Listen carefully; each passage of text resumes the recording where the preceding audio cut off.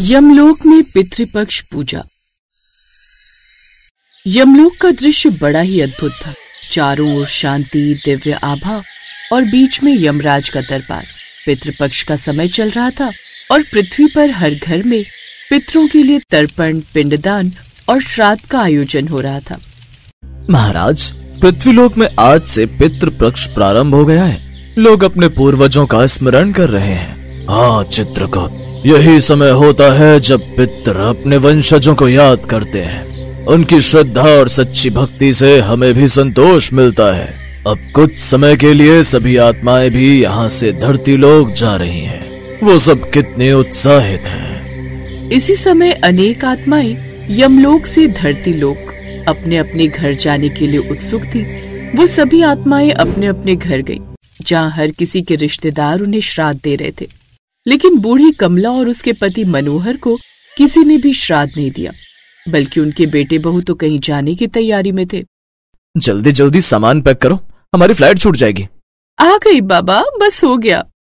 रोहन और सीमा जल्दी से अपना सामान गाड़ी में रखते हैं। तभी उनकी पड़ोसन वहां आती है। आप लोग कहीं बाहर जा रहे हैं क्या? हाँ, हम गोवा जा रहे हैं घूमने, और यू नो व्हाट, वहीं एक जमीन लेने की भी सोच रहे हैं। लेकिन अभी तो श्राद्ध चल रहे हैं और ऐसे में कुछ भी लेना शुभ नहीं, और आपने श्राद्ध पूजन भी तो करना होगा। ओह गॉड, ये सब बेकार की बातें होती हैं, हम ये सब नहीं मानते। ऐसा कहकर वो लोग घूमने चले गए। तब तक कमला और मनोहर घर के बाहर ही बैठे रहे, इस उम्मीद में कि वो लौटकर उनका श्राद्ध करेंगे। लेकिन ऐसा कुछ भी नहीं हुआ। वो वापस तो लौटे, लेकिन उन्होंने उनका श्राद्ध नहीं किया। फिर श्राद्ध के बाद सभी आत्माएं वापस यमलोक में लौट आती हैं। तो कहो, कैसी रही आप सबकी धरती लोक यात्रा? प्रभु, मेरे पोते ने आज गंगा के जल से तर्पण किया है। कितना सुख मिला मेरी आत्मा को, मैं बता नहीं सकता।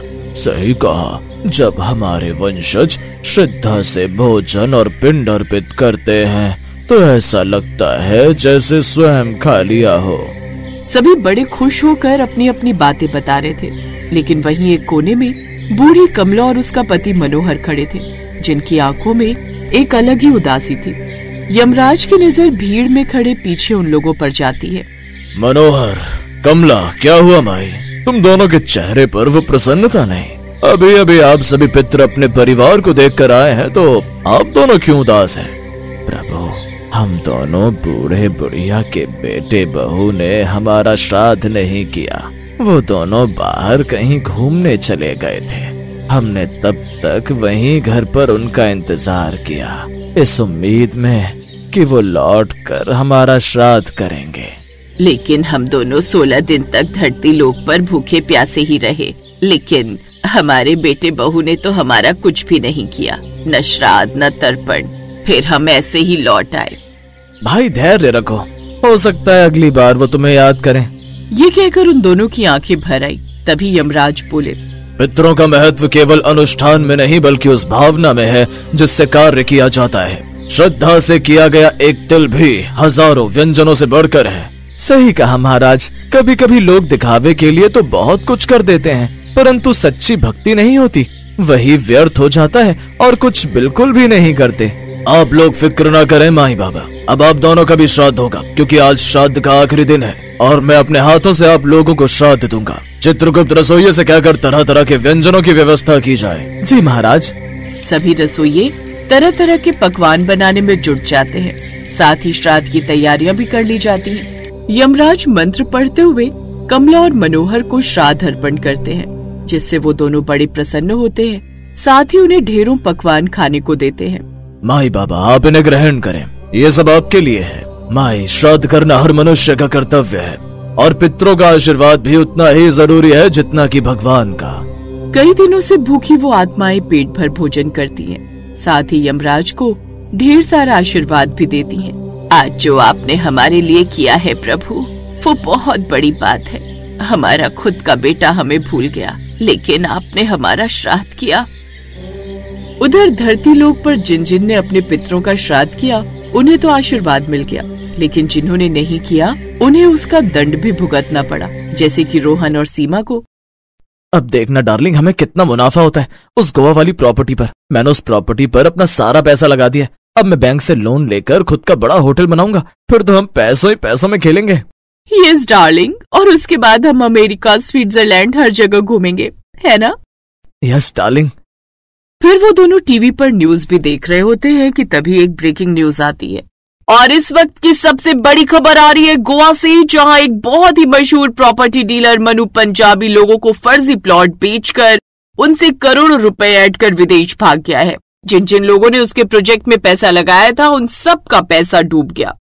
नो नो नो, ऐसा नहीं हो सकता, मैं बर्बाद हो गया, ऐसा नहीं हो सकता, बिल्कुल नहीं हो सकता। रोहन, हमने तो सारा पैसा लगा दिया था, हम तो बर्बाद हो गए रोहन। अब वो दोनों अर्श से फर्श पर आ गए। उनका कमाया हुआ सारा पैसा डूब चुका था, यहाँ तक कि उन्होंने अपना घर तक भी गिरवी रख दिया था। अब वो लोग एक झोपड़ी में आकर रहने लगे, तभी उनकी वो पड़ोसन अनीता वहां आई। ये सब तुम्हारे कर्मों का ही नतीजा है जो आज तुम भोग रहे हो, इसलिए श्राद्ध में अपने पितरों को भोग अवश्य लगाना चाहिए, साथ ही उनका श्राद्ध सच्चे दिल से करना चाहिए। अब उन दोनों को अपनी गलती का एहसास होता है और उस दिन के बाद वो हर साल सच्चे मन और भाव से श्राद्ध मनाते हैं। ऊपर यमलोक से ये सब देख रहे यमराज अब खुश थे और वो कहते हैं, याद रखो, पृथ्वीलोक में किया गया हर कार्य यहाँ तक पहुँचता है। पितरों को सम्मान देना वास्तव में अपनी जड़ों को सींचना है। सत्य है महाराज, हम अपने वंशजों को आशीर्वाद देते हैं कि उनके घरों में सुख समृद्धि बनी रहे। इस प्रकार आत्माओं की तृप्ति और वंशजों की समृद्धि का सेतु बन जाता है।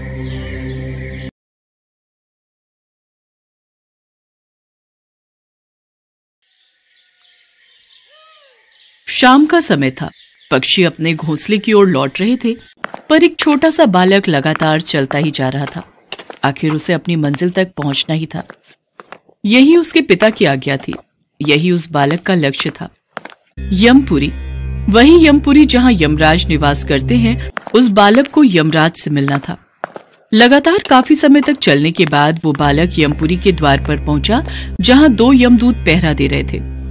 उन्होंने जब उस बालक को देखा तो वो आश्चर्यचकित रह गए।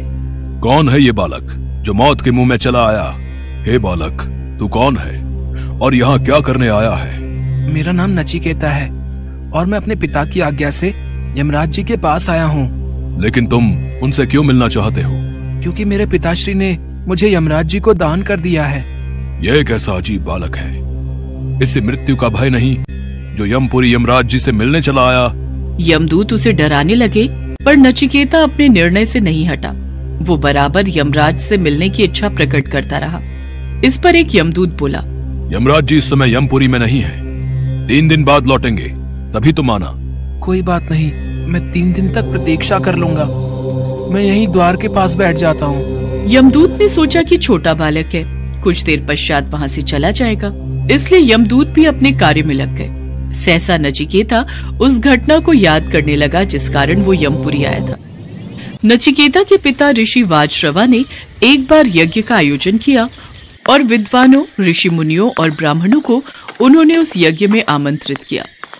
ब्राह्मणों को आशा थी कि यज्ञ की समाप्ति पर वाजश्रवा की ओर से उन्हें अच्छी दक्षिणा मिलेगी, लेकिन जब यज्ञ समाप्त हुआ तो वाजश्रवा ने दक्षिणा देनी शुरू की तो सभी आश्चर्यचकित रह गए। दक्षिणा में वे उन गायों को दे रहे थे जो बूढ़ी और कमजोर हो चुकी थी और दूध भी नहीं देती थी। ऋषि वाजश्रवा ने तो कहा था कि वो बहुत कुछ दान में देंगे, पर उन्होंने तो बूढ़ी और बीमार गाय हमें दान में दे दी है। अब क्या ही कह सकते हैं, जो मिल गया वो ठीक, जो नहीं मिला वो भी ठीक। चलो चलते हैं यहाँ से। यज्ञ के प्रारंभ होने से पूर्व वाजश्रवा ने घोषणा की थी कि वो यज्ञ में अपनी समस्त संपत्ति दान कर देंगे। इस कारण यज्ञ में कुछ ज्यादा ही लोग उपस्थित हुए थे, पर जब उन्होंने दान का स्तर देखा तो मन ही मन नाराज होकर रह गए। क्रोध तो सब लोगों को बहुत आया, पर उनमें से कोई कुछ कह न सका। वाजश्रवा के पुत्र नचिकेता से ये देखा नहीं गया। संपत्ति के प्रति अपने पिता का ये मोह उससे बर्दाश्त नहीं हुआ। वो अपने पिता के पास जाकर बोला, पिताजी, आप ये क्या कर रहे हैं? देख नहीं रहे, मैं ब्राह्मणों को दान दे रहा हूँ। लेकिन ये गाय तो बूढ़ी है, जबकि आपको अच्छी गाय दान में देनी चाहिए। क्या तुम मुझसे ज्यादा जानते हो कि कौन सी चीज दान में देनी चाहिए और कौन सी नहीं? जाओ अपना काम करो। पर पिताजी, दान में वो वस्तु दी जानी चाहिए जो व्यक्ति को सबसे ज्यादा प्रिय हो और सबसे प्रिय तो आपको मैं ही हूँ। आप मुझे किसी को दान में दे दीजिए। नचिकेता की इस बात का वाजश्रवा ने कोई उत्तर नहीं दिया, पर नचिकेता बार बार यही प्रश्न करता रहा। पिताजी, आप मुझे किसको दान में देंगे? जा, मैंने तुझे यमराज को दान में दे दिया। हे ईश्वर, क्रोध में मैंने ये क्या कह दिया? मैंने अपने इकलौते पुत्र को यमराज को दान में दे दिया। जो आज्ञा पिताजी, मैं आपकी आज्ञा का पालन करूंगा। आप बिल्कुल चिंतित ना हो। वाजश्रवा ने बहुत समझाया, पर नचिकेता नहीं माना। पुत्र, मैंने क्रोधवश तुम्हें ऐसा कहा था। तुम्हें यमराज के पास जाने की कोई आवश्यकता नहीं है। अभी तुम वहां नहीं जा सकते। नचिकेता ने तो ठान लिया था कि वो अपने पिता की कही बात को मानेगा। उसने सभी परिजनों से अंतिम भेंट की और यमराज से मिलने के लिए चल पड़ा। जिसने भी ये सुना वो बहुत आश्चर्यचकित हुआ। यमपुरी के द्वार पर बैठा नचिकेता बीती बातें सोचता रहा। उसे तो यमराज जी के आने का इंतजार था, पर साथ ही उसे इस बात का संतोष था कि वो पिता की आज्ञा का पालन कर रहा है। लगातार 3 दिन तक नचिकेता यमपुरी के द्वार पर बैठा यमराज की प्रतीक्षा करता रहा। तीसरे दिन जब यमराज आए तो वो नचिकेता को देखकर चौंक गए। उन्हें यमदूतों से सारी बात मालूम हुई। उन्होंने नचिकेता को अपने पास बुलाया। मैंने तुम्हारे बारे में यमदूतों से सब जान लिया है। पुत्र, मैं तुम्हारी पितृ भक्ति और दृढ़ निश्चय से अत्यंत प्रसन्न हूँ। पर ये यमलोक है, यहाँ पर मृत्यु के बाद ही रहना पड़ता है। अभी तुम्हें वापस लौटना होगा, पर जाने से पहले मैं तुम्हें वरदान देना चाहता हूँ। तुम मुझसे कोई भी 3 वरदान मांग सकते हो। ये सुनकर नचिकेता की प्रसन्नता की सीमा नहीं रही। वो बोला, यमराज जी, यदि आप मुझे वरदान देना ही चाहते हैं तो पहला वरदान आप ये दें कि मेरे पिता का क्रोध शांत हो जाए और वो मुझे पहले की तरह प्यार करने लगे। ऐसा ही होगा। अब दूसरा वरदान मांगो।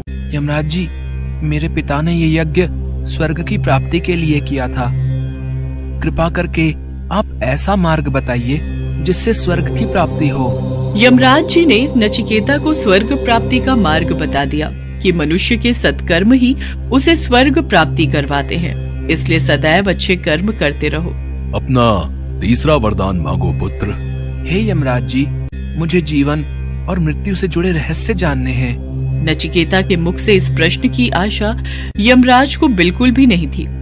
उन्होंने उसे कोई और वरदान मांगने को कहा और बोले, नचिकेता, इस प्रश्न का उत्तर मैं तुम्हें नहीं दे सकता, इसलिए तुम कोई और वरदान मांग लो।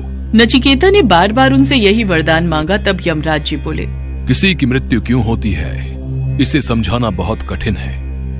ये कर्म फल का परिणाम भी है, भाग्य का लेख भी है। जो भी संसार में जीवन पाता है उसका वहां रहने का एक तय समय होता है। इसके बाद उसे किसी न किसी रूप में संसार को छोड़ना ही पड़ता है। तो फिर मृत्यु किन लोगों को पीड़ा नहीं देती? जिसने पाप ना किया हो, जो दूसरों को पीड़ा नहीं देता हो, जो सत्य के मार्ग पर चलता हो, जिसने अपने धर्म और कर्तव्य का पूरी निष्ठा से पालन किया हो, उसे मृत्यु कोई पीड़ा नहीं देती है। यमराज जी से बहुत से प्रश्नों के उत्तर जानकर और ब्रह्म ज्ञान और सत्य के मार्ग पे चलने का उपदेश ग्रहण करके नचिकेता वापस अपने पिता के पास लौट आता है और विद्या अध्ययन करता है। आगे चलकर नचिकेता एक महान विद्वान बनता है और संसार में नचिकेता का नाम अमर हो जाता है।